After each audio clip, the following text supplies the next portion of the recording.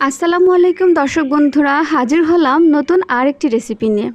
আজকে আমি নিয়ে আসলাম পারফেক্ট পুডিংয়ের সহজ রেসিপি।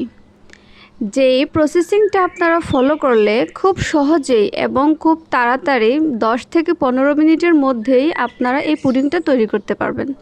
যারা আমার চ্যানেলে নতুন তারা অবশ্যই আমার চ্যানেলটিকে সাবস্ক্রাইব করবেন। এখানে আমি প্রথমে নিয়ে নিলাম 3টি ডিম। আসলে পুডিং তৈরি করতে অনেকে বলে 4টি ডিম প্রয়োজন, কিন্তু আমি মনে করি হাফ কেজি দুধের জন্য 3টি ডিমই যথেষ্ট। এবার একটি হুইস্কের সাহায্যে খুব ভালোভাবে ডিমটিকে ফেটিয়ে নিব। ডিমের কুসুম আর সাদা অংশ যেন একসাথে খুব ভালোভাবে মিশে যায়। আর খুব সামান্য পরিমাণ লবণ দিব। লবণটা কিন্তু অবশ্যই দিতে হবে, কারণ একটি মিষ্টি ডেজার্টের মধ্যে লবণটা অবশ্যই দিতে হয়, তাহলে মিষ্টির যে ব্যালেন্স তা থাকে। এখানে আমি হাফ লিটার মিল্ক ভিটা যে দুধটা আছে সেটা নিয়ে নিলাম। আপনারা যে কোনো কোম্পানির দুধ ব্যবহার করতে পারবেন, গরুর দুধও ব্যবহার করতে পারবেন। এখানে আমি হাফ কাপের থেকে সামান্য পরিমাণ কম চিনি নিয়েছি। দুধ আর চিনিটাকে খুব ভালোভাবে মেশাতে হবে। অনেকেই আছেন যে ডিমের সাথেই চিনিটা মিশিয়ে দেন, তাহলে কিন্তু পুডিংয়ের সাথে আলাদাভাবে পানি চলে আসে।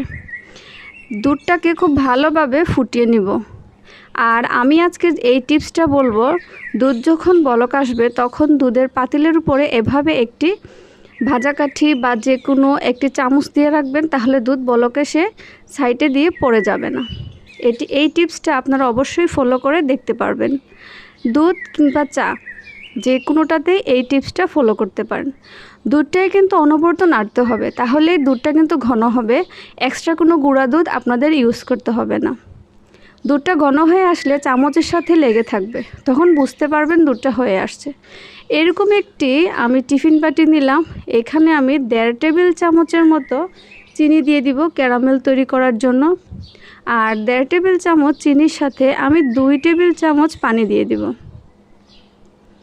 চুলার আঁচটা খুব মিডিয়ামে রাখবো। চুলার আঁচটা যদি বাড়িয়ে দেই তাহলে কিন্তু এটি পুড়ে যাবে, পানিটা শুকিয়ে যাবে, পারফেক্ট একটি ক্যারামেল তৈরি হবে না। চুলার আঁচটা মিডিয়াম থেকে একটু লোতে রেখে চিনিটাকে গলিয়ে আমি এভাবে ক্যারামেল তৈরি করে নিব। যখন দেখবেন একটু হলুদে বর্ণ চলে আসছে তখন এটি নামিয়ে নেবেন। ডিমের কুসুম আর ডিম যে আমি ফেটিয়ে রেখেছিলাম সেটি খুব ভালোভাবে একসাথে মিশিয়ে নিব। একটি হুইস্কের সাহায্যে খুব ভালোভাবে আমি এভাবে মিশিয়ে নিব, তাহলে ডিম আর দুধ আলাদাভাবে থাকবে না। মেশানো হয়ে গেলে আমি যেই বাটির মধ্যে ক্যারামেল করেছিলাম সেই বাটির মধ্যে দুধ আর ডিমের মিশ্রণটাকে দিয়ে দিব। আসলে পুডিং তৈরি করতে কিন্তু উপাদান হলো ডিম, দুধ, চিনি আর সামান্য পরিমাণ লবণ। এভাবে বাটিটাকে একটু ঝাঁকিয়ে নিব, যাতে ভিতরে যে বাবলস আসে তা বের হয়ে আসে। একটি ঢাকনা দিয়ে ঢেকে দিব। এবার আমি চুলার মধ্যে একটি প্যানে পানি নিয়ে নিব, আর যে টিফিন বাটিটা নিয়েছি সেটা বসিয়ে দিব। একটা ঢাকনা দিয়ে ঢেকে দিব। এটি জাস্ট আমি 10 মিনিটের মতো এরকম যখন পানিটা বলক চলে আসবে 10 মিনিটের মতোই রেখে দিব। পুডিং হতে কিন্তু খুব বেশি সময় লাগে না, জাস্ট 10 থেকে 15 মিনিটের মধ্যেই আপনারা একটা পারফেক্ট পুডিং তৈরি করে ফেলতে পারবেন। যেহেতু এটা গরম তাই একটু সাবধানতাবশত আপনারা ঢাকনাটা সরাবেন আর একটি কাঁটা চামচ দিয়ে দেখবেন যে পুডিংটা পারফেক্টভাবে হয়েছে কিনা। দেখুন আমার পুডিংটা খুব পারফেক্টভাবে তৈরি হয়ে গেছে। এবার একটি চামচের সাহায্যে পুডিংটা যে বাটি আছে সেই বাটি থেকে একটু আলাদা করে নিব।